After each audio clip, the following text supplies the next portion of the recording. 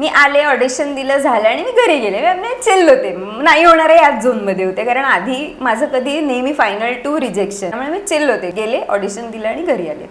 आणि काही दिवसांनी फोन आला, तू सिलेक्टेड आहेस. म्हटलं नेक्स्ट राऊंडसाठी? नाही, मालिकेसाठी. म्हटलं हिरोईन म्हणून? तर ते म्हणे हो. म्हटलं पण मग आता एक लुक टेस्ट असेल ना?